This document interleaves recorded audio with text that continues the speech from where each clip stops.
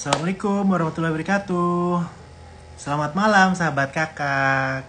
Ketemu lagi IG Live bersama saya dan narasumber. Jadi malam hari ini kita akan membahas mengenai gangguan asam lambung yang menyebabkan gangguan tidur. Nah, banyak banget kan pasien dengan gangguan asam lambung yang mengalami gangguan tidur. Seringkali pasien-pasien GERD ataupun dispepsia itu selalu ada masalah gangguan, nggak selalu sih, sebagian besar mengalami gangguan tidur. Nah, oleh karena itu saya mengundang sahabat saya Dr. Andri. Ini banyak banget request dari sahabat kakak untuk katanya duet maut lagi antara saya dan Dr. Andri ya, karena penyakit GERD ini sangat berhubungan erat dengan masalah psikis ya, dan paling berat itu kalau udah gangguan tidur. Banyak banget pasien bertanya, dok kalau udah gangguan tidur tuh apakah saya akan terus ketergantungan obat seperti itu ya. Terus kalau saya gangguan tidur itu apakah bisa disembuhkan? Apakah harus disembuhkan asam lambungnya dulu baru gangguan tidurnya itu teratasi, seperti itu, hal-hal seperti itu. Dan kemarin kan saya udah survei kecil-kecilan. Nah ternyata banyak sekali sahabat kakak itu yang mengalami gangguan asam lambung itu. Jadi dia yang pilihan nomor 2. Pilihan nomor 2 itu dia terbangun lalu nggak bisa tidur lagi. Banyak banget yang seperti itu. Karena juga yang nomor 3 tidak bisa tidur lagi karena sering merasakan sesak napas atau GERD sehingga panik. Oke, sedikit introduction dari saya. Ini udah banyak sekali yang bergabung. Halo sahabat kakak semuanya. Bu Isrumia 08, selamat malam. Bu Seila Hamzah, selamat malam. Oke, kita akan undang Dr. Andri ya. Dr. Andri mudah-mudahan bisa di-accept langsung.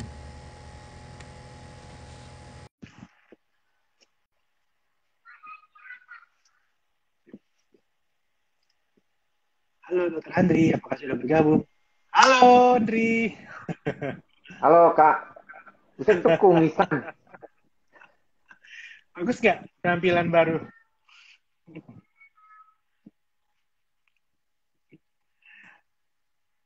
Suasana baru biar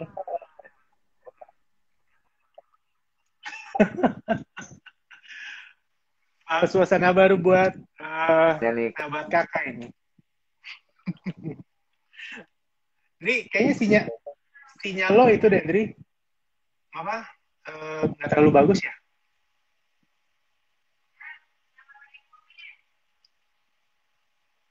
Halo, Dr. Andri. Dri,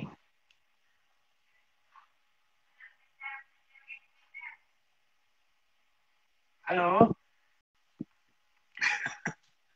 Jadi istri saya juga protes ini, sahabat kakak. Katanya saya sudah dicukur kumisnya.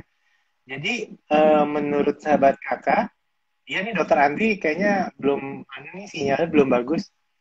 Bagusan saya pakai kumis atau saya cukur kumis? Coba tulis di sini. Saya bagusan pakai kumis atau nggak pakai kumis? Ya, saya undang lagi Dokter Andri ya. Saya bagusan pakai kumis apa enggak nih sahabat kakak?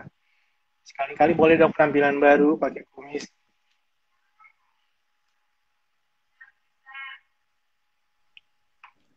Andri, halo. Hey, sorry. gimana? Udah bagus? Udah. Syukuran apa enggak? Waduh, luar biasa. Itu Jadi Andri, kumis emang tiba-tiba muncul aja gitu ya. Kayaknya kemarin belum ada. ya nggak apa-apa lah sekali-sekali penampilan baru. Banyak yang bilang cukur Oh, aja. Tapi ada yang suka pakai kumis juga. Wah, ada yang bilang bagusan tergantung. kumis katanya.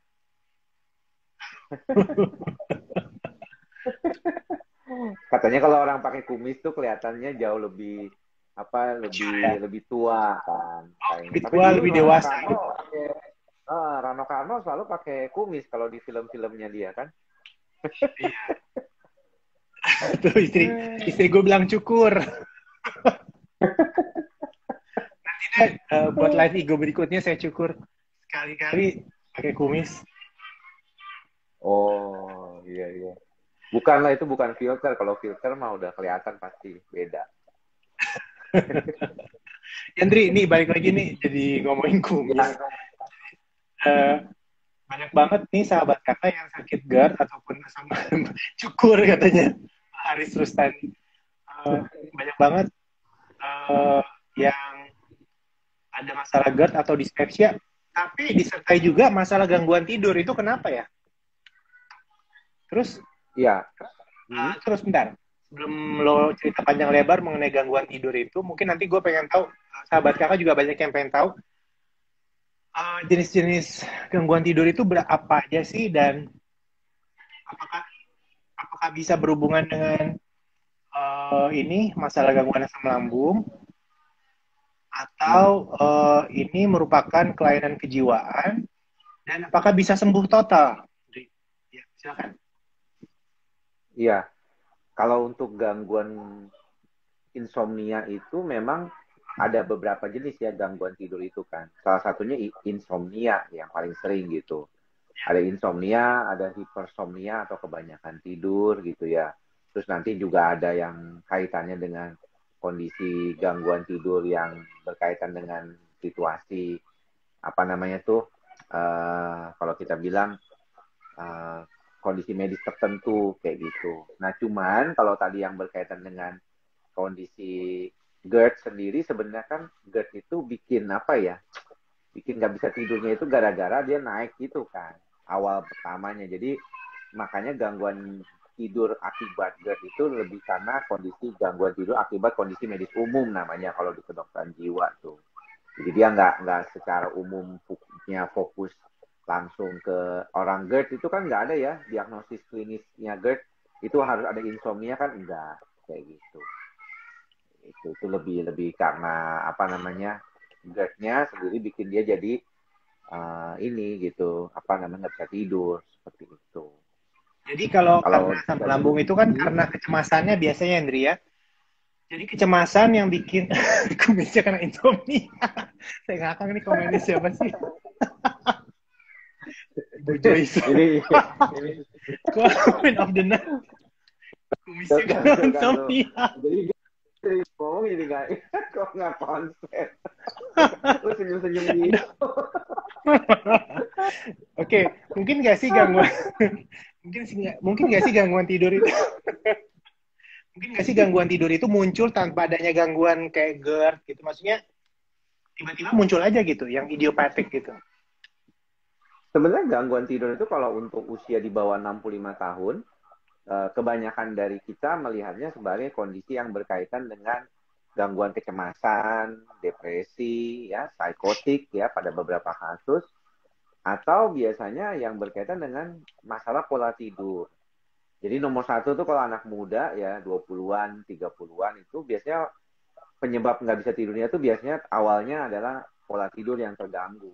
Jadi biasanya dari yang tadinya begadang gitu, sering begadang, tidurnya tuh nggak pernah.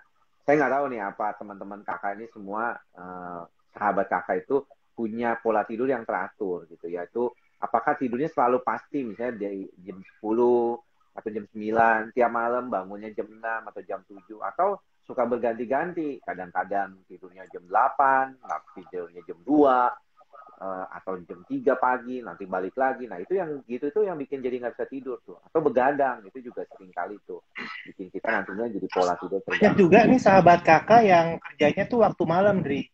Jadi dia kerjanya Hmm, tuh justru kebalikan. Dokter juga kadang-kadang gitu hmm. kan, yang tugas malam itu kan dia jadi kan jaga malam nggak tidur, baru paginya bisa tidur. Nah itu Ya. banyak banget pertanyaan karena seringkali itu bisa bikin GERD. Justru ini kebalikannya, gangguan tidur yang menyebabkan GERD. Kebanyakan kan GERD Hmm, bikin gangguan tidur. Tapi ini gangguan hmm. tidur yang bikin GERD karena dia nggak bisa, badannya tuh capek gitu. Jadi ketika siang hari dia juga nggak bisa tidur. Nah ini gimana nih ngatasinnya? Iya, yang paling disarankan kalau orang itu kerjanya punya shift gitu ya, shift malam atau shift-nya itu ada dua lah biasanya. Kalau kayak teman-teman perawat ya dokter-dokter juga. Makanya jangan sampai 3 malam berturut-turut tuh. Kalau bisa tuh 3 malam tuh udah paling maksimal lah. Ya kalau bisa 2 malam aja, terus kemudian kembali ke tidur normalnya. Karena kalau lebih dari 3 malam, biasanya agak sulit tuh nanti dia akan terganggu.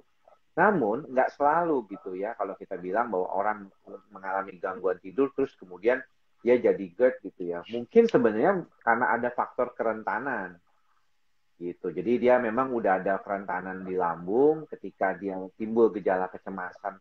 Karena gangguan tidur itu kan pintu masuk orang mengalami gangguan kejiwaan biasanya. Jadi banyak orang yang mengalami gangguan kejiwaan tuh awal pertamanya itu dari awal nggak bisa tidur, kemudian masuk mulai cemas, kepikiran tidurnya nggak bisa, terus makin tambah nggak bisa tidur. Jadi akhirnya mengalami gejala cemas. Nah, gejala cemas itu kadang-kadang kan paling dominan sekarang ini, apalagi lagi tren itu adalah gejala lambung gitu. Jadi timbul akibat juga masalah pola makan yang salah kan itu juga.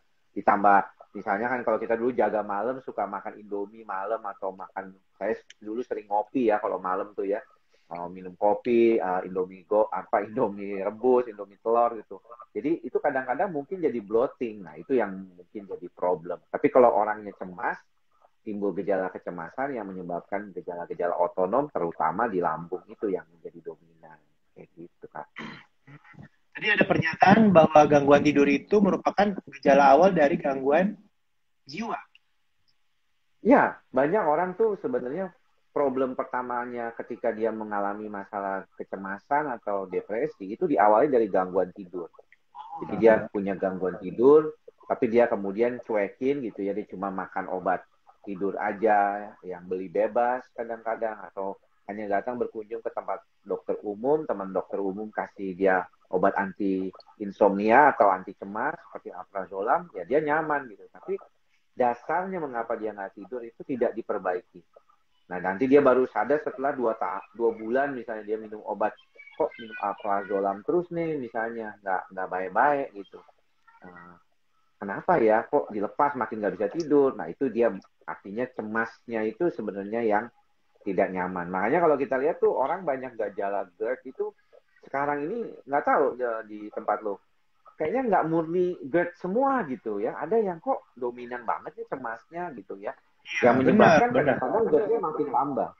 Nah, kita tahu kan bahwa sebenarnya orang itu GERD itu kan udah ada gitu sebelumnya, diperberat oleh cemasnya tersebut kayak gitu. Nah, ini makanya sekalian nih mumpung banyak sahabat kakak nih, karena banyak banget sahabat kakak yang kita kata agak sungkan nih ke psikiater, apalagi ke dokter Andri yang antriannya nauzubillah katanya. Nah, maksudnya sebenarnya kan gangguan tidur ini tidak harus selalu minum obat kan, jadi bisa lepas obat ya, maksudnya they need assurance, mereka butuh maksudnya ketenangan gitu. Mereka kalau misalnya ke psikiater apakah harus minum obat seumur hidup ataukah memang gangguan tidur itu nanti misalnya lo punya siasat atau gimana caranya supaya bisa lepas obat tidur gitu. Gimana? Sebagai psikiater ada trik-trik nggak? Begini, ketika orang datang ke tempat dokter jiwa, kebanyakan dengan masalah gangguan tidur, pasti tujuan kita adalah melepaskan dia dari ketergantungan obat tidurnya tersebut. Nah, cuman perlu pakai cara. Jadi kalau misalnya nih, kalau ada teman datang, pasien datang dengan gangguan tidur, terus dia udah pakai obat tidur sudah anggaplah 1 bulan atau 3 bulan lah seperti itu. Nah, dia nggak bisa tuh, misalnya datang kadang-kadang langsung mintanya gini, dok bisa nggak saya lepas obat? Terus kan kita bingung jawabnya, terus gimana caranya gitu? Karena kalau Anda mau lepas obat, mah Anda nggak usah datang ke dokter jiwa, lepas aja tuh obat. Ya, tapi kata dia kalau saya nggak bisa tidur dong kalau lepas obat. Nah, berarti kondisinya adalah kita membantu dulu nih supaya sistem saraf pusatnya, mekanisme otak dikaitkan dengan kondisi tidur tersebut, atau mungkin ada kondisi fisik yang masih belum perbaikan gitu ya dengan baik, maka itu diperbaiki dulu. Makanya kadang-kadang datang dengan obat, misalnya dia pernah minum alprazolam, yang paling terkenal lah itu ya, mereknya banyak.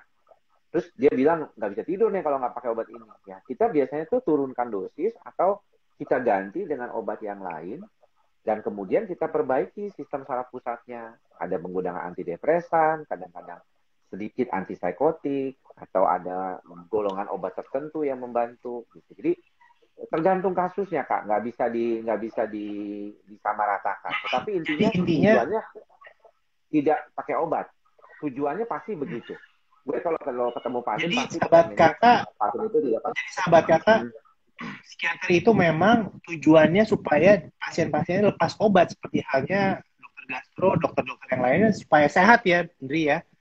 Tapi Iya, untuk menuju artinya kondisi kesehatan jiwa normal. itu ada proses gitu ya, Indri. Seperti halnya misalnya depresi, itu harus dibenerin dulu depresinya atau ansietas itu harus dibenerin dulu ansietasnya. Dia punya trauma akan sesuatu itu harus dibenerin dulu trauma akan sesuatunya itu sehingga nanti bisa lepas akan ketergantungannya karena alprazolam sendiri itu kan ada efek apa namanya yang dosisnya makin lama makin tinggi itu apa istilahnya sendiri kok gue lupa Toleransi. toleransi jadi kan dia makin lama dosisnya butuh makin tinggi supaya dia bisa berefek gitu kan malah bahaya bisa overdosis nantinya ya ke depannya ya itu yang kita takutkan benar nggak? Overdosis tidak.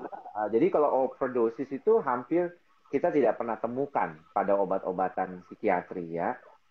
Obat psikiatri sekarang aman sekali kecuali teman-teman mungkin nih yang menonton nih sahabat kakak ada yang usianya udah 60-an ke atas dulu pernah kenal namanya barbiturat tapi udah nggak pernah lagi barbiturat itu diberikan kepada pasien ya sekarang ini gitu ya. Nah, kalau itu dulu iya, karena kalau kita dulu inget zaman kita nonton film Indonesia zaman dulu tuh orang mau bunuh diri pakai obat tidur kayak gitu ya. Kalau sekarang nggak, obat tidur itu sebenarnya rata-rata aman, cuman seringkali menimbulkan efek yang disebut withdrawal atau reaksi putus obat yang nggak enak banget itu. Jadi malah habis makan obat itu malah nggak nyaman. Sama seperti kita kalau ketemu dengan pasien-pasien yang mengalami gangguan kecemasan lambung gitu ya. Mengapa sih kita sering menggunakan golongan benzodiazepin yang lebih half life-nya lebih panjang seperti clobazam? Karena clobazam itu jarang menimbulkan efek ke arah toleransi gitu, jarang dia. Jadi dia bisa di-cut ya, tiba-tiba bahkan nggak masalah. Tapi pada beberapa kasus gangguan GERD yang pernah gue tanganin gitu ya, kenapa saya tetap memberikan alprazolam? Itu karena memang banyak yang dasarnya gangguan paniknya tuh dominan banget. Jadi sangat dominan gangguan paniknya masih suka debat-debat tiba-tiba, masih suka kadang-kadang seperti mau pingsan tiba-tiba gitu. Jadi mau tidak mau kita menggunakan dulu. Tetapi biasanya dikombinasikan dengan antidepresan supaya tidak menjadi problem gitu. Kedepannya jangan sampai ketergantungan atau tidak pakai obat itu tapi nggak bisa ngapa-ngapain. Tapi nanti depannya tuh bisa lepas lah dari obat tersebut. Harapannya semua begitu. Walaupun ada beberapa yang Harapannya lama karena ada tergantung kepribadian juga sih kak. Kadang-kadang ada orang yang memang dasarnya udah cemas gitu. Henry nih sorry nih pertanyaan udah banyak banget ini nanti kita nggak bisa jawab semua nih harus adil kita harus dari awal nih pertanyaannya masalah gangguan tidurnya ternyata favorit banget nih kayaknya lo harus ngedalamin gangguan tidur deh Hendri karena banyak banget ini jadi bukan hanya GERD anxiety doang yang favorit Dari ternyata dulu gangguan tidur ini banyak banget ini dari dulu tuh komik banyak kan.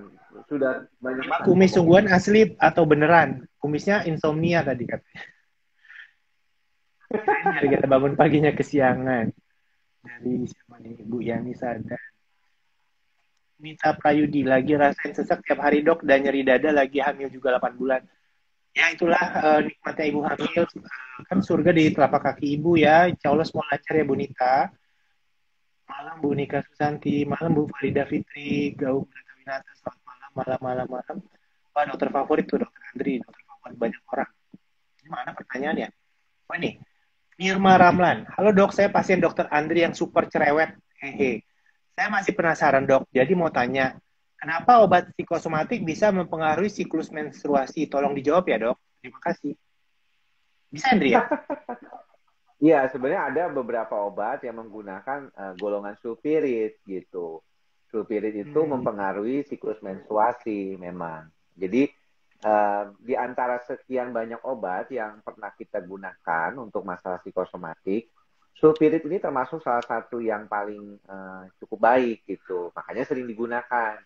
Cuman sayangnya sulfirit itu kalau untuk perempuan sering menimbulkan masalah gangguan haid gitu dan kadang-kadang keluar air susu dari payudaranya itu yang membuat banyak masalah tetapi sebenarnya aman jadi kalau misalnya dilepas ya kembali lagi tapi ya kadang-kadang belum sembuh banget gitu Nah, kasus-kasus psikosomatik itu memang apalagi yang berkaitan dengan lambung itu kadang-kadang nggak cukup dengan obat anti cemas dan antidepresan saja, Kak. Terkadang kita gunakan juga anti nyeri gitu ya, seperti pregabalin gitu ya, pada kasus-kasus gangguan cemas yang sangat terkait dengan misalnya kekakuan otot atau misalnya susah tidur malam kayak gitu. Kadang-kadang gue tuh nggak mau menggunakan benzo di malam hari, jadi gue pakai pregabalin misalnya untuk kasus-kasus tertentu. Kabalin Cuman ya. nih, mohon maaf ya teman-teman ya, saya disclaimer ya sebelumnya kami berdua nih, jangan semua dicatat obatnya, nanti dicatat dibeli sendiri. Ya jangan ya, ini bukan konsultasi nih ya. Jadi ini hanya edukasi ya. Ini yang penting harus dilakukan nih sekarang. Gitu. Oke. Lanjut Ri, banyak banget nih. Next Ri Fitriani. Dok, aku mau tanya, GERD aku udah nyampe tenggorokan kayak ada yang mengganjal tapi belum turun-turun. Tidak berbahaya, tenang saja ya, Bu Next Ri Fitriani. Itu memang sensasi GERD dan sangat tidak berbahaya, namun memang nggak nyaman banget. Dan kebetulan saya pasien anxiety juga, memang ini yang bikin dia panik dan terpaksa harus ke dokter Andri. Mudah-mudahan bisa diatasi ya Bu Next Ri Fitriani. Cukur kumis, ya udah dicukur. Nggak pakai kumis, oke. Nggak pakai dok biar nampak mudahan, oke. Udah, banyak yang nggak pengen saya pakai kumis katanya Andri. Ya udah, nggak usah. Amit-amit kumisnya bahkan katanya. Lagi nih. No kumis please, oke, udah. Nah, pertanyaannya berikutnya adalah tadi mana sih? Ini ngomongin kumis aja yang awal-awal berarti. Dokter Andri suruh pakai kumis juga tuh. Mana ya?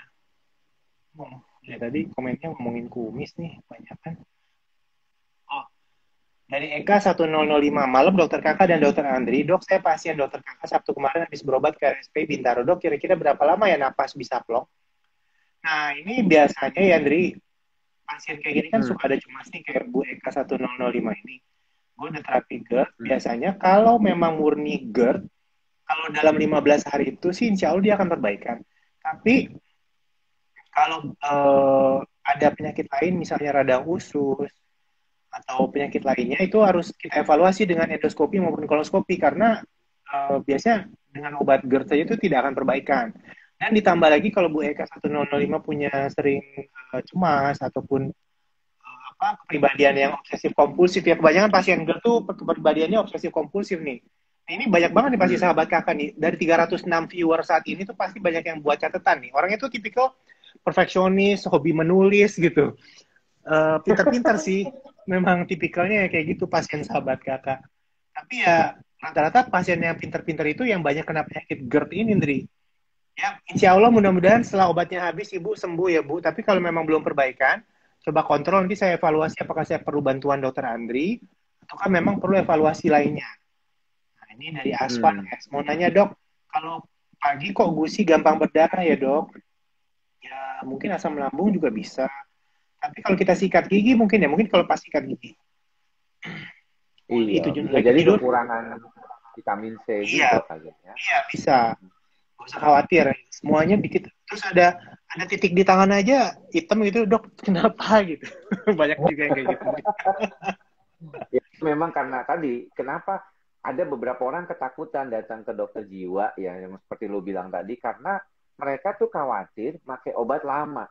Nah, penyebab kenapa harus pakai obat lama inilah karena banyak dari mereka sendiri itu punya kekhawatiran kalau lepas obat gejalanya kambuh lagi. Jadi dia sendiri yang nggak mau makan obatnya itu dilepas. Satu. Yang kedua, memang ada beberapa orang dengan kondisi kecemasan yang sangat dominan itu lebih nyaman kalau dia pakai obat. Jadi dia merasa enak nih.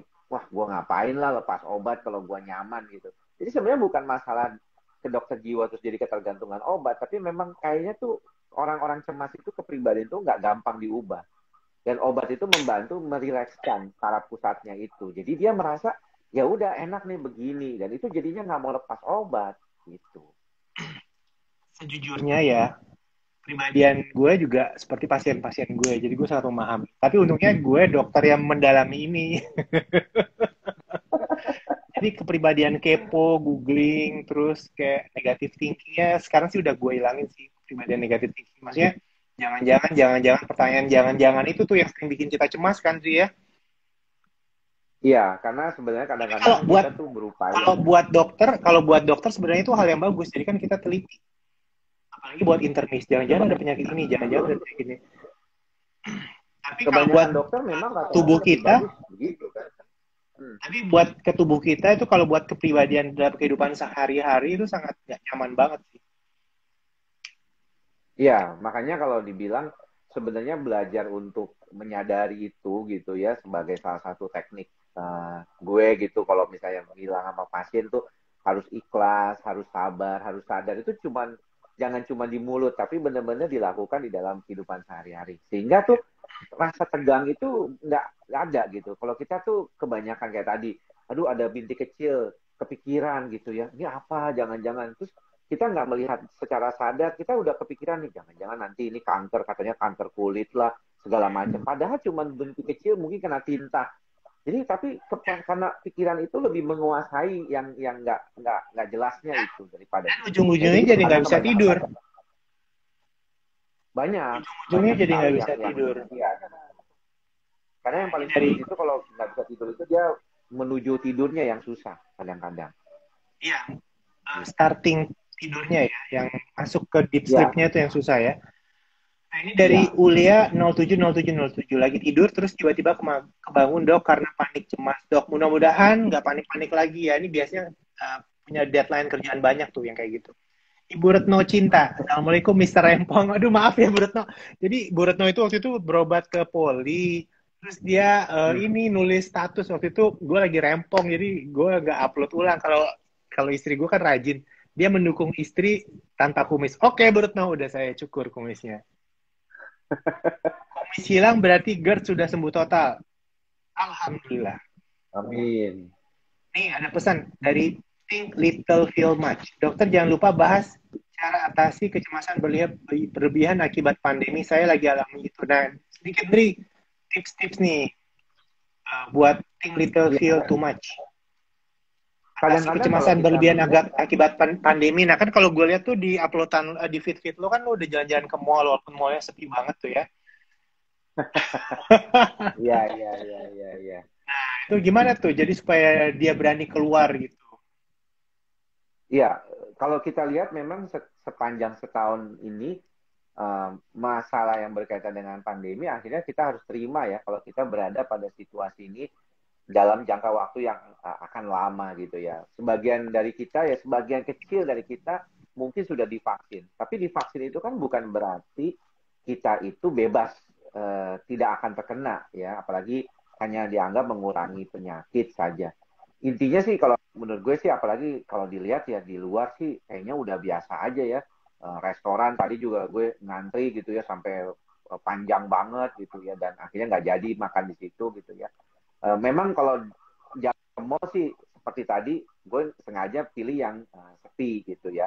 Dan tadi sih sengaja itu benar-benar sepi banget sampai kita kan bilang bahwa sebenarnya kalau jaraknya agak jauh dengan orang sebenarnya boleh aja kita nggak pakai masker. Tapi untuk keamanan sebaiknya tetap menggunakan masker kayak gitu. Kan cuma untuk Tadi syuting. tadi cuma buat contoh doang sebenarnya lo pakai masker terus kan. Syuting aja, gue cuma ngeliat nih Aja ya. jalan gitu kalian. Tapi memang kalau dibilang sebenarnya pada dasarnya kita perlu terus menjaga gitu ya diri kita itu. Tapi yang paling penting tuh jangan lupa jaga dari dalam, yaitu daya tahan tubuh kita gitu ya. Salah satunya adalah dengan tidur yang baik. Itu yang sering kali tuh orang lupa gitu. Kalau misalnya ngurusin hal lain ternyata tidurnya nggak benar gitu. Ya, bener. Itu masukan buat gue juga sih. Thank you. Kayaknya lo nembak gue.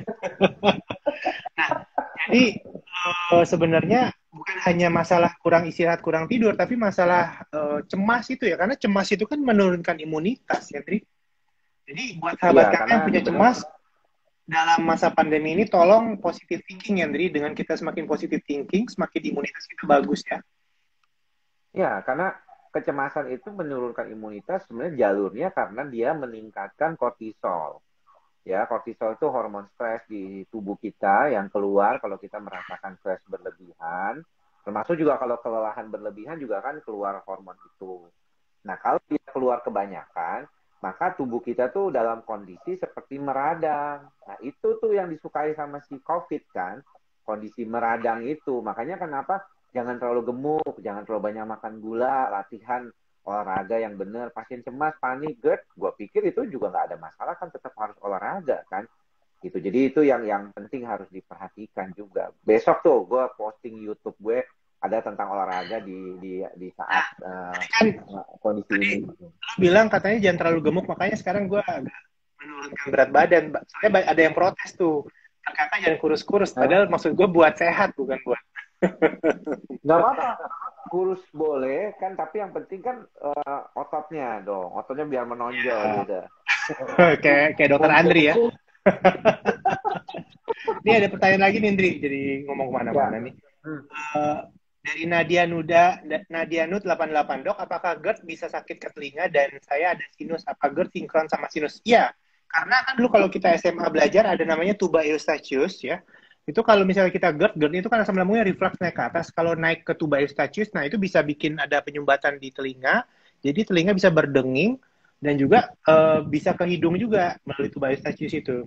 Jadi bisa berhubungan, tapi jarang sekali. Insya Allah sih bisa diobatin ya, Bu. Gak usah panik. Kita Prayudi, Dok, saya lagi hamil 31 minggu, ngerasain sesak tiap hari di dada kiri, nyeri, jadi nggak bisa tidur. Apakah itu karena GERD? Atau faktor kehamilan jadi cemas, anxiety-nya muncul? Iya nih, ibu hamil, pokoknya sabar, Bu. 9 minggu lagi. Pokoknya ibu positive thinking aja, insya Allah semuanya sehat ya. Diana Gabe, Dok, kalau saat tidur tiba-tiba kagetan, terus keringat dingin, jantung debar, itu efek dari GERD? Betul sekali. Itu yang sering bikin pasien panik, Nandri. Berikan sedikit positive thinking buat Bu Diana Gabe. Nah, kalau gue tuh selalu bilang ke pasien-pasien, Bu, kalau ini sesuatu yang berat, mohon maaf, pasti kan sudah ibu nggak bisa ketemu saya gitu kan. Nah, itu logika pasien mulai berpikir tuh, oh iya ya, ini bukan sesuatu yang berat toh. Sebenarnya saya bisa sampai ketemu dokter, nggak ada masalah apa-apa. Bahkan kadang-kadang kalau pasien yang ke UGD nih, dia baru lihat pintu UGD-nya aja atau melihat suster atau dokter berseliweran, dia udah sembuh. Nah, itu kan sebenarnya karena dia lebih tenang. Jadi karena dia sudah punya pemikiran seperti itu, jadi harapannya ke depan-depan dia punya positive thinking. Jadi kalau misalnya terulang lagi, dia jadi langsung ingat kalau sebenarnya dia nggak ada masalah gitu kan, Dri. Nah, kalau lo gimana? Iya, jadi sebenarnya kalau dibilang, kalau untuk kasus orang cemas itu, karena memorinya di dalam memori ya. itu selalu mengingatkan dia pada hal-hal yang buruk. Nah, orang kan suka bertanya, lalu bagaimana cara menghilangkan hal buruk tersebut? Yang paling pertama adalah jangan terlalu banyak masukan buruk dong. Berarti jangan suka baca-baca hal-hal yang negatif kayak gitu. Ini kadang-kadang zaman gue dulu Ada pasien gue ya, hobinya nonton podcast setan. Heran deh. Nah, itu bisa melupakan akan zaman kita kecil dulu, gue nggak tahu zaman lo. Kalau gue sih dulu di daerah dekat Tangerang. Beda setahun kali. Dulu tuh ada namanya komik siksa kubur. Nah, komik siksa kubur itu Petruk dan Gareng. Serem banget.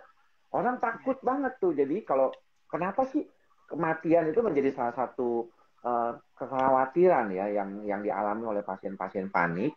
Karena memang sensasi ketika terjadinya serangan panik itu memang seperti kayak udah mau putus nyawa. Dan itu sangat traumatik. Ya, makanya kenapa kita kadang-kadang membutuhkan pengobatan yang segera dan yang kuat gitu untuk mengatasi serangan panik itu. Jadi jangan biarkan serangan panik itu datang terus-terusan. Karena kalau kita datang terus-terusan nanti malah membuat otak kita itu menjadi masalah gitu ya. Jadinya akhirnya nginget-ngingetnya tuh yang jelek-jelek terus, boro-boro. Jadi akhirnya kalau dibilang tadi itu banyak pasien juga, Kak.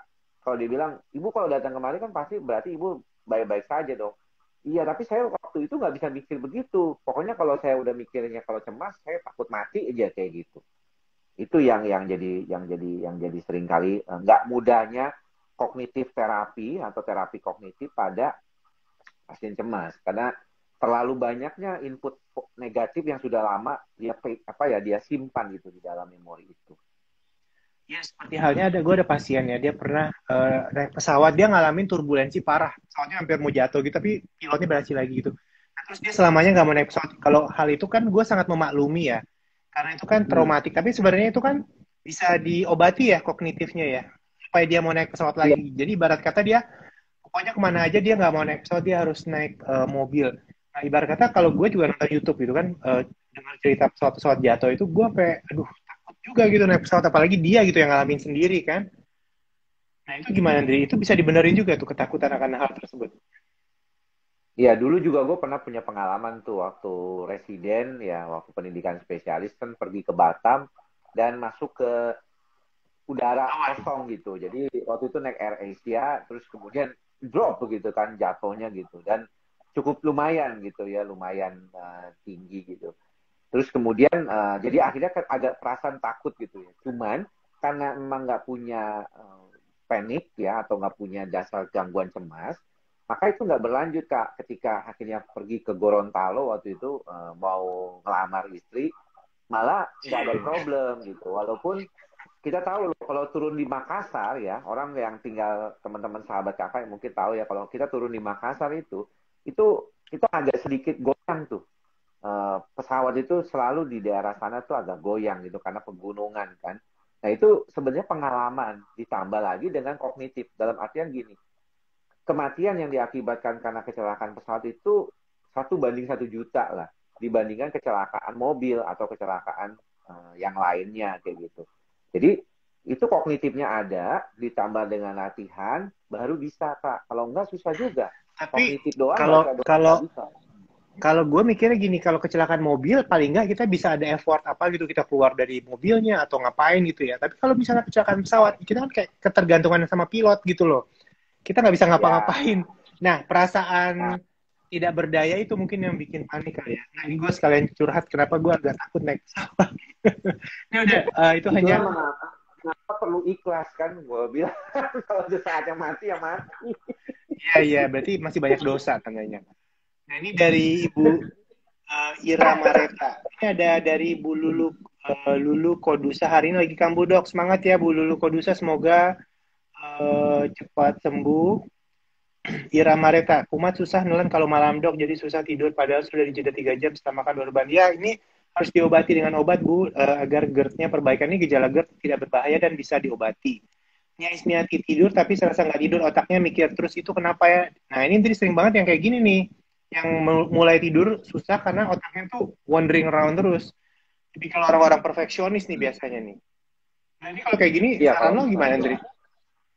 Ada kan kalau kalau memang misalnya kayak di pasiennya film-film tuh itu misalnya kalau dulu film kartun kayak Sesame Street supaya tidur tuh si Count Dracula suruh ngitung apa, domba lewat 1, 2, 3 itu biar bisa oh tidur. Nah iya ini sebenarnya sih gimana kalau nggak harus sampai segitu sih, nggak harus sampai segitu sih. Kadang-kadang kalau kita bicarakan masalah gangguan tidur yang pada pasien cemas itu memang dia bisa mengalami gangguan cemasnya itu bahkan dari sejak siang. hmm, Jadi dia siang itu udah mulai tuh takut mau ke malam tidur gitu, dan di saat dia malam malah mau tidur dia makin gak enak. Makanya saya bilang kalau buat pasien itu sebaiknya pada saat menjelang tidur itu tidak menonton film-film yang aneh-aneh, yang thriller, yang suspense gitu-gitu ya nggak usah. Kemudian coba tenangkan diri dengan melakukan relaksasi ke meditasi, baca kitab suci ya, baca Al-Qur'an, itu apapun lah yang bisa menenangkan jiwanya kita gitu ya, secara spiritual juga bisa gitu. Nah kalau nggak bisa juga ya mau nggak mau deh bantu dulu dengan obat, karena memang susah juga tuh menenangkan sistem saraf pusat yang terlalu aktif ya. Kita perlu mencoba menurunkan dulu gitu aktivitasnya. Biasanya sih mau kalau nggak mau dengan kalau itu obat. kan orang ada yang sampai treadmill malam-malam biar capek gitu mungkin membantu kali Andri ya, atau lari No, gitu kan no, olahraga. Oh enggak ya, no. Nggak. Jadi nggak pada dianjurkan orang ya. yang mengalami tidak. Sebenarnya olahraga menjelang tidur itu tidak dianjurkan. Walaupun kita tahu beberapa tempat gym buka sampai jam 10 malam. Ada orang yang bilang kalau saya capek saya saking capeknya saya bisa ketiduran dong. Iya, memang ada. Tapi ada beberapa orang yang kecapean itu adrenalinnya akan naik, dan ketika dia mau tidur dia masih tetap tinggi adrenalinnya sehingga dia tidak bisa tidur. Jadi tidak Hmm. disarankan memang olahraga menjelang tidur. Gitu. Lebih baik sebelum jam 5 sore sebaiknya. Sebelum jam 5 Termasuk olahraganya juga ya. minum kopi. Ya, minum kopi, teh pada orang-orang yang agak sensitif. Kalau gue sih nggak terlalu sensitif ya, gue jam 8 malam minum kopi juga tidur mah tidur aja gitu kan. Tapi kalau yang sensitif tidak disarankan lebih dari jam 5 sore gitu. Baik. Sebaiknya malah Lanjut. 7 jam sebelum tidur nggak boleh minum minuman yang merangsang seperti kafein yang tinggi. Gitu. Kalau buat pasien GERD selamanya nggak boleh minum kopi. Ingat ya sahabat kakak, jangan ada yang bandel. Belo Oh, Ata. nggak boleh kan? Selamat. Nggak boleh. Kalau kangen gue bilang kalau kangen saya, ibu minum kopi. Oh ya?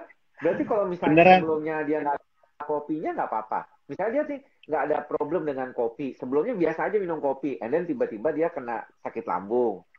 Terus Nah, gini, dia pengen banyak minum banyak kopi pasien. gimana? Nah, banyak pasien yang mikirnya seperti itu. Jadi di lambung itu sendiri ada namanya mukus.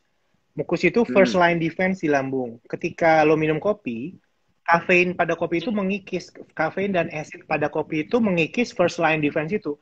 Jadi mukusnya yang tadi tebalnya segini dia makin lama makin menipis, tiba pada suatu saat dia tidak ada atau tipis sekali sehingga timbullah keluhan-keluhan tidak nyaman tersebut. Nah, obat-obat Hmm. yang gue berikan itu akan memperbaiki lagi si mukus itu. Jadi nanti ketika dia mulai enakan dan mulai minum kopi, dia akan tipis lagi mukusnya dan akan tipis dan akan ketemu gue lagi kalau udah kayak gini. Nah, tapi itu nggak semua kan ya? Maksudnya kalau gue minum kopi biasa sehari bukan 2 kali gitu. Gimana tuh Kak? Nah, tiap orang regenerasinya kan beda-beda, reparasinya beda-beda. Mungkin lo ketika Hmm. minum kopi, regenerasinya bagus, dia langsung tumbuh lagi cepat. Tumbuh lagi cepat. Nah, pasien yang Ah. kambuh-kambuh yang mengalami ini mungkin regenerasinya nggak sebagus lo mungkin.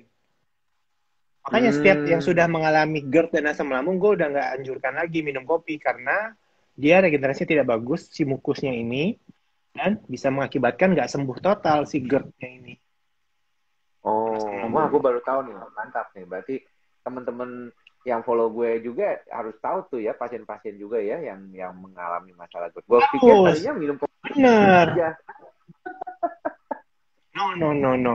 Pokoknya Hmm. uh, coffee lover sering sering bentrok deh sama gue. Karena kalau untuk makanan, gue kan selalu bilang makanan apa aja boleh asal tidak berlebihan. Tapi kalau untuk kopi, no way, tidak bisa. Tapi kalau teh Jadi gimana Kak? belo nggak apa-apa. Apalagi Oh, yang teh nggak apa-apa. chamomile tea, nah, itu kan ada efek. Hmm. Ya, aduh, jadi iklan ya. Ada beberapa teh yang Nggak bikin apa-apa, kamu malah relaksasi. teh nggak masalah. Ya, Kamu kan chamomile, tuh green bunga tea, sebenarnya. ya Oh, green tea boleh malah ya? boleh. Oh, Nah ini malah kalau dari orang belo emas ini suka nggak boleh. nggak boleh. Hmm. Nih, Karena lanjut Hendri. kafeinnya agak tinggi gitu. Yuk, yuk. Pokoknya kopi deh, pokoknya. Nggak boleh. Hmm. Nih, dari Belo Atas. Selamat malam dok, mau tanya, saya sudah menderita asam 5 bulan dan sudah bulan ini coba tidak minum obat lagi dan alhamdulillah better, tapi untuk makan yang wajib 2 jam sekalinya masih belum setrat. Itu bagaimana tandanya belum sembuh total? Kalau udah sembuh total itu ibu tidak perlu makan 2 jam sekali, cukup makan pagi, siang, malam, dan di seringannya itu ada cemilan kecil, nggak masalah. Nah, mudah-mudahan ibu bisa mendapatkan pengobatan yang optimal ya, insya Allah bu sembuh ya. Tapi saya udah alhamdulillah ibu sudah tidak ada keluhan lagi. Natalia Lia nih, Dok Hmm. Andri, kalau obat antidepresan memang bisa menyebabkan mimpi buruk ya? Bisa nggak? Enggak, kecuali ada beberapa orang yang sensitif yang menggunakan antidepresan itu dia jadi mimpi, bukan mimpi buruk tapi Oke. jadi mimpi. Biasanya tuh Mimpi. misalnya menggunakan antidepresannya di malam hari kayak gitu. Hmm, Tapi ada beberapa cocok-cocokan sih, makanya kadang-kadang antidepresan itu boleh diminum pagi, diminum siang, mau diminum sore atau oke. malam terserah tergantung kondisi pasien. Think little, feel much. Think little berarti berpikir kecil, feel much, merasakan banyak. Saya kalau tidak bisa tidur, dispepsianya tambah parah. Kalau dispepsi lagi parah, tambah susah tidur. Iya benar, lingkaran setan ini, think little, feel much. Jadi harus diputus ya. Either harus dibenerin dispepsianya, tapi juga harus bisa cukup istirahat supaya dispepsianya nggak kambuh. Abual Malika, dok, apakah kecemasan dari lambung bisa pulih normal? Bisa, Yandria. Apalagi nanti kalau kita Bisa. bisa mendapatkan kenyamanan dalam pengobatan lambungnya, insya Allah nanti kecemasannya juga bisa hilang. Apalagi kalau ketemu dokter yang baik seperti dokter Andri. Iya. Rio Rohadi, saya 3 tahun Benar. nggak bisa main sepak bola, sekarang sudah bisa main bola. Tapi bukan karena sudah sembuh, cuma karena lebih berani aja. Nah ini biasanya yang lebih berani itu kan pasien-pasien cuek. Jadi gue selalu bilang pasien-pasien, Bu, kalau bisa dicuekin aja. Nanti dia akan hilang sendiri, tapi coba istirahat cukup. Nah, gue selalu menganjurkan tidur siang itu buat gue sih sangat berpengaruh ya. Jadi gue kalau bisa tidur siang, Hmm. tidur siang.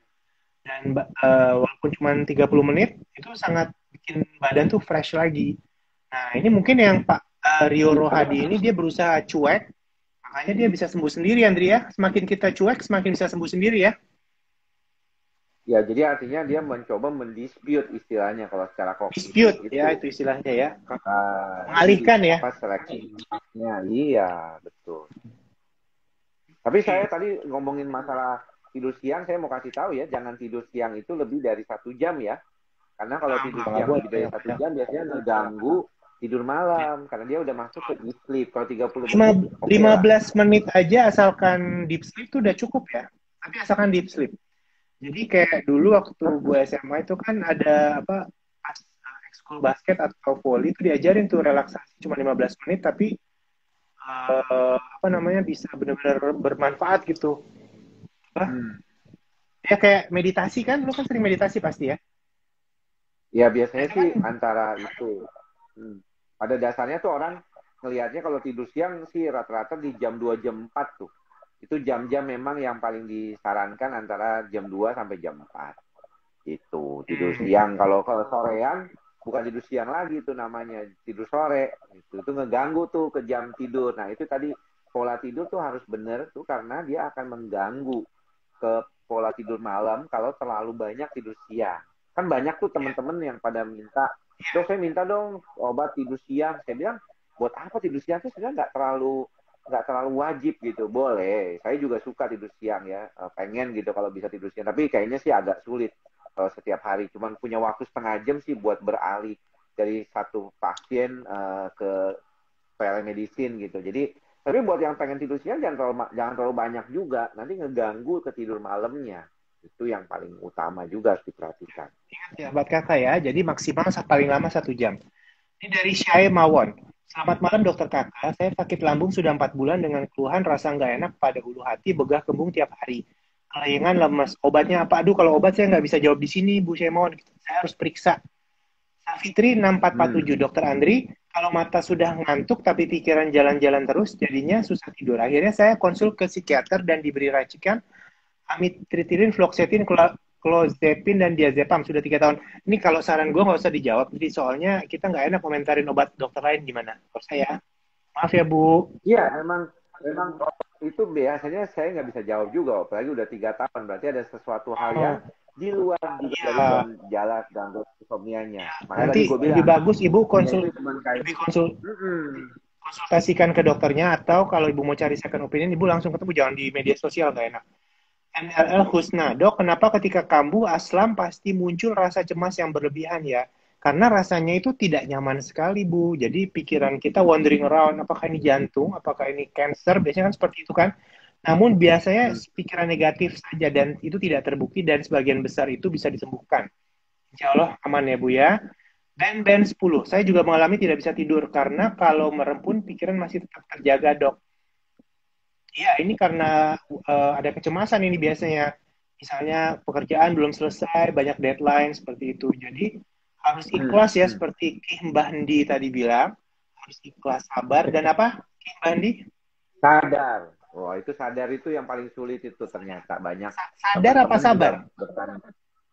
Sabar dan sadar. Jadi kalau orang taunya kan ikhlas dan sabar aja. Kalau kita tuh tahu sadar itu supaya misalnya dalam pengobatan tadi ngerti itu bahwa pengobatan awal 2 minggu memahami bahwa saya sudah tidak lagi boleh atau minum kopi, memahami bahwa proses ini tuh lagi dalam proses, nggak bisa sekali minum obat terus pengen langsung baik gitu. Itu sebenarnya selalu pikirannya tuh. Terus yang satu yang penting itu jangan kemana-mana. Lu tadi ngomong wandering ya, itu banget banget itu terkait dengan masalah gangguan cemas. Karena orang kalau gangguan cemas itu pikirannya tuh mau kemana-mana mulu. Nah, lakukanlah secara sadar itu adalah dengan berfokus pada apa yang kita lakukan sekarang gitu. Kalau lagi kayak gitu ya sakit lambung ya enak, ya nggak apa-apa minum obat, tapi jangan mikir yang jauh-jauh gitu. Itu dulu dah belajar sadar itu sebenarnya. Oke. Ini dari Heti Matsunaga, dok, mau tanya GERD disebabkan Helicobacter pylori bisa sembuh nggak? Bisa banget. Dan GERD bisa menyebabkan colitis infeksi tidak? Oh, tidak, itu kan beda. Colitis itu kan di usus besar, GERD itu reflux di saluran cerna atas. Jadi tidak berhubungan ya. Yanti Mahtab, malam dok, saya punya polip di lambung dan sudah dibakar sekali 4 tahun yang lalu, tapi bakalnya banyak. Gimana solusinya dok? Saya suka kembung. Ini berarti pengobatannya belum tuntas. Tenang aja Bu, kalau di lambung tuh insya Allah aman. Yang serem itu kalau polip di usus besar. Kalau di lambung nggak usah khawatir. Jarang yang hampir Hmm. tidak ada yang jarang sekali yang menjadi ganas kecuali ukurannya besar. Assalamualaikum dok, dari Riza 070718. Gimana caranya supaya bisa lepas dari ketergantungan obat tidur? Mohon petunjuk. Nah ini pertanyaan kebanyakan pasien, Ri. Hmm. Silakan. Jadi kalau misalnya berkaitan dengan obat tidur itu, nomor satu, kalau saya ditanya, saya lebih baik minum obat tidur, dapat tidur, atau saya nggak minum obat tidur, tapi tidur saya cuma 3 jam. Gue pasti bilang, minum obat tidur, bisa dapat tidur yang berkualitas. Kenapa? Karena tidur yang tidak berkualitas itu akan ngerembetnya kemana-mana. Cemasnya nggak baik, masalah Nggak lambung bisa atau kerja, misalnya di selama juga nggak bisa kerja, nggak bisa kerja. nggak bisa kerja, Banyak. nggak ada duit, malah timbul masalah lain kan? Jadi banyaklah problemnya. Tapi ada beberapa orang memang kalau di atas 65 tahun itu rada susah, Kak. Jadi kalau usia di atas 60-an, kebanyakan gangguan tidur itu kayaknya bakalan makan obat lama. Tapi kalau misalnya usianya di bawah 60-an, banyak yang masih bisa sembuh. Artinya tuh tidak lagi minum obat tidur, tapi dia bisa tidur.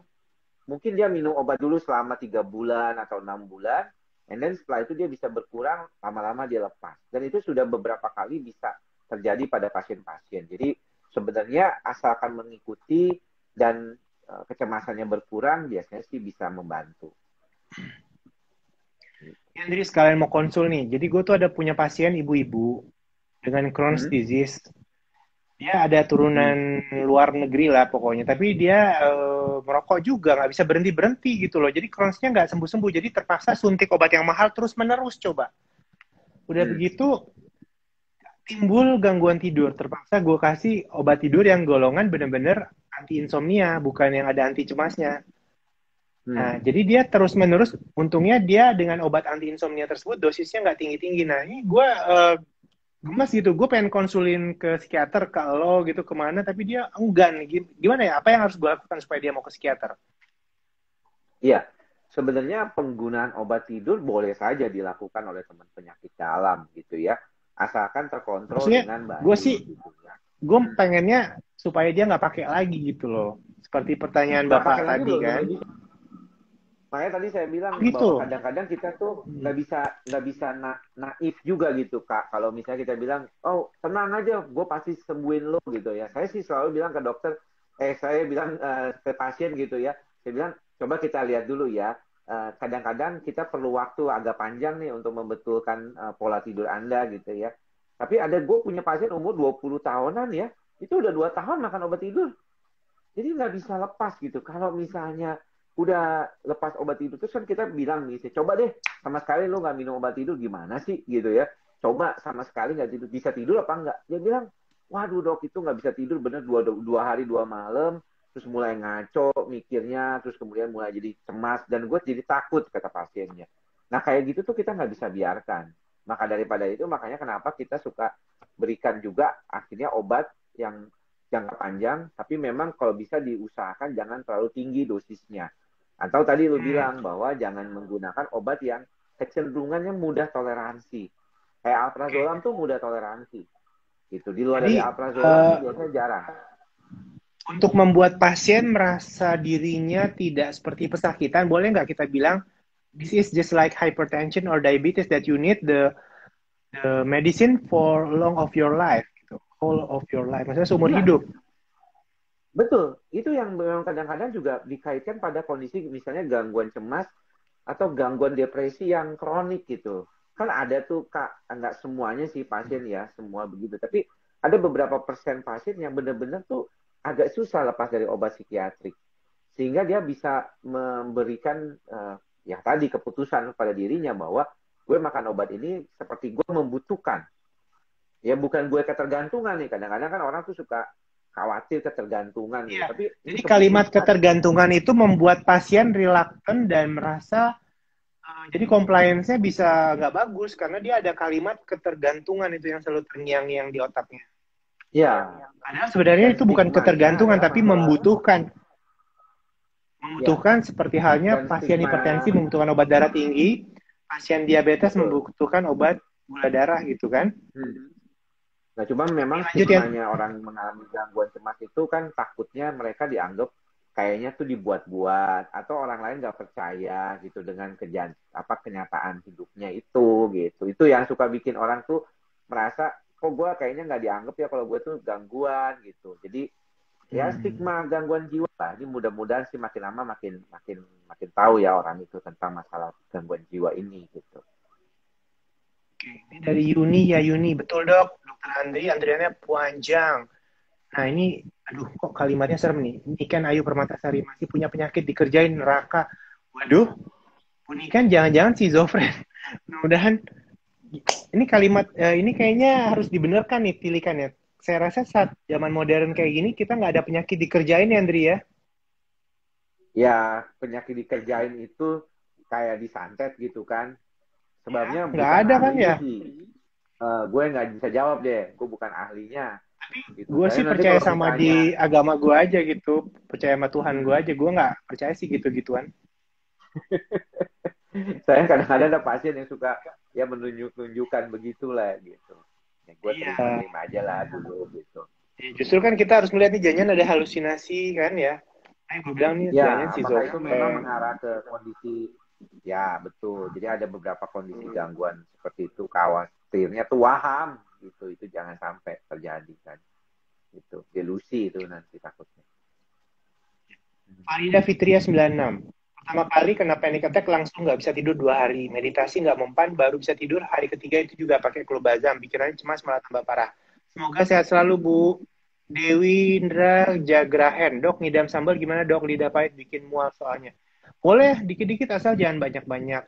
Kenzo Daisuke dok dikasih ricikan sama dokter psikiater 6 bulan. Kalau udah 6 bulan bakal ketergantungan nggak dok sama obatnya? Monggo. Iya, tadi kan sudah tergantung. Makanya kan kalau dibilang teman-teman yang mungkin ke dokter jiwa yang lain gitu ya, itu kan memang pasti mereka udah punya teknik kan untuk menurunkan. Karena kan kita nggak pernah tahu nih sakitnya apa gitu kan. Makanya kalau nanya di media sosial, jawabnya juga kita nggak bisa gitu kan. Gimana jauhnya gitu orang nggak kita nggak periksa dan kita nggak boleh ya secara etis memberikan saran gitu. Tapi pastinya ada situasi di mana kita berharap menurunkan.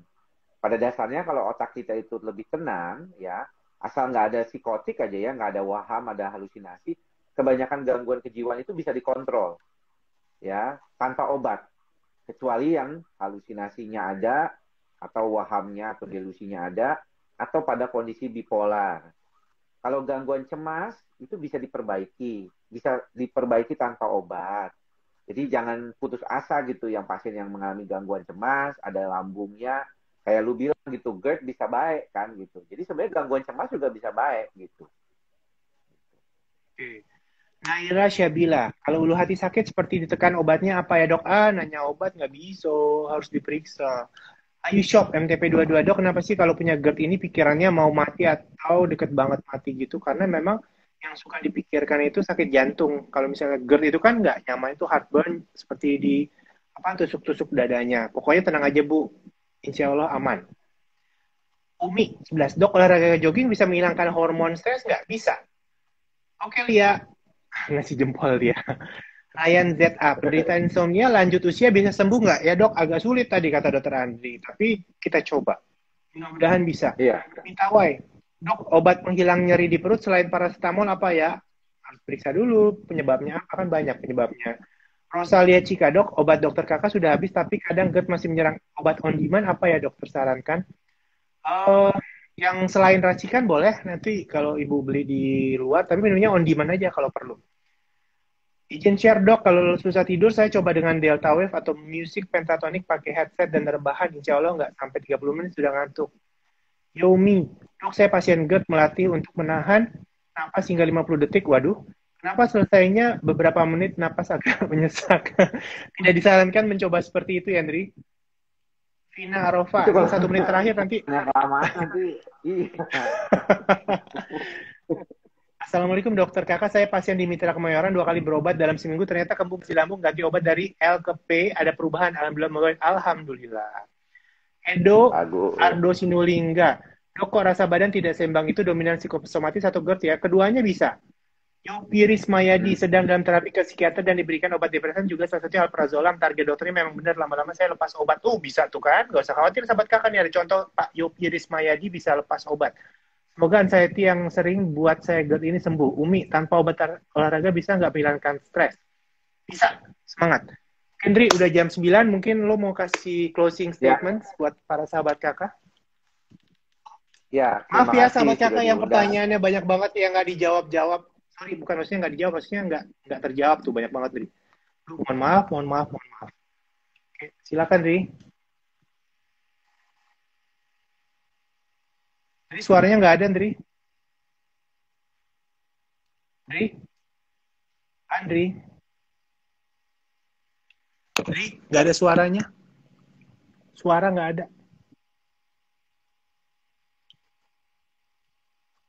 Dri, nggak ada suaranya.